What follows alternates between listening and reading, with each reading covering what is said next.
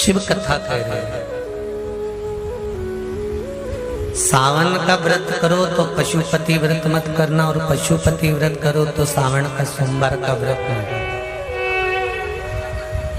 दो जल के पात्र सावन के महीने में, भले एक बड़ा पात्र हो एक छोटा सा पात्र हो, पात्र भी नहीं हो तो उसके ऊपर भले कटोरी रख लेना, पर दो पात्र से जल शिव जी को एक साथ समर्पित करना।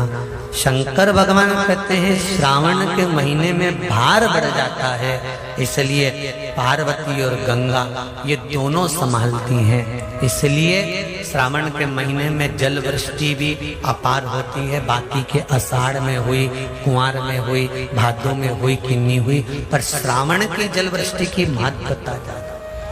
गंगा और पार्वती दोनों प्रबल बनती, गंगा और पार्वती दोनों प्रबल। अब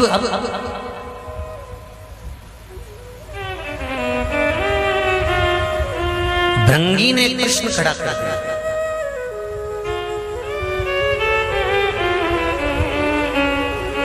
लिंग महापुराण, स्कंद पुराण और लिंग पुराण का यह संवाद। भृंगी ने कृष्ण खड़ा कर दिया कि अगर गंगा और पार्वती दोनों ही आपके नजदीक रहती हैं, तो क्या गंगा आपके मस्तक पर नहीं रहेगी? शंकर भगवान कहते हैं सुनो भृंगी,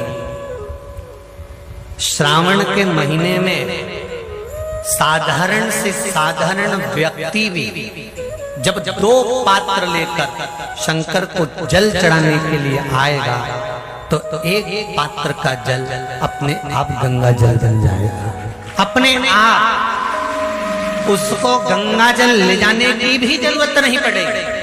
दो पात्र का जल जब जाता है तो वो गंगा जल का ही स्वरूप हो जाता है। दो पात्र का जल ही, एक पात्र का जल गंगा जल का भाव करना करता है।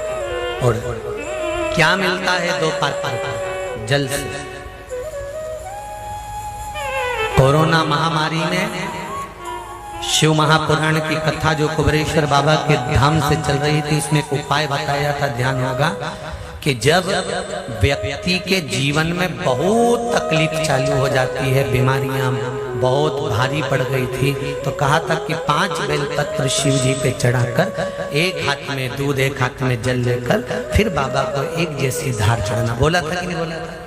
एक जैसी धार लगाने का बोला था। श्रावण के महीने में जब दो धार का जल शंकर भगवान पर चढ़ता है, और अगर दो धार जल का दर्शन करना हो तो आपके मोबाइल में भी शंकर भगवान की फोटो निकालना, उसमें शंकर जी के 4 हाथ नजर आएंगे, 2 हाथ से शिव जी अपने ऊपर जल चढ़ा रहे हैं, 2 कलश उनके हाथ में है, उस चित्र का दर्शन करना, उस श्रावण के महीने का दर्शन करना। अगर वो दर्शन आपको कहीं ना मिले तो फिर गीता प्रेस गोरखपुर की शिव महापुराण में या लिंग पुराण में या स्कंद पुराण में दर्शन कर सकते हो, या देवी भागवत में भी कर सकते हो। 2 धार का जल यदि हमारे व्यापार में तकलीफ आ रही है, कहीं उन्नति की सीढ़ी पर चढ़ने में तकलीफ आ रही है, या कहीं हम हमारे कार्य के प्रति काम अटक रहा है, यदि काम अटक रहा है, हमें और सरल भाषा में समझ लो, और सरल में समझो, जब मालूम पड़े कि कहीं कचरा अड़ गया, ठीक है, तो चतुर लोग क्या करते हैं, जो चतुर माताएं होती हैं, बुजुर्ग होते हैं, क्या करते हैं, जम के 1 बाल्टी पानी डाल दे। बोले कि नहीं बोले?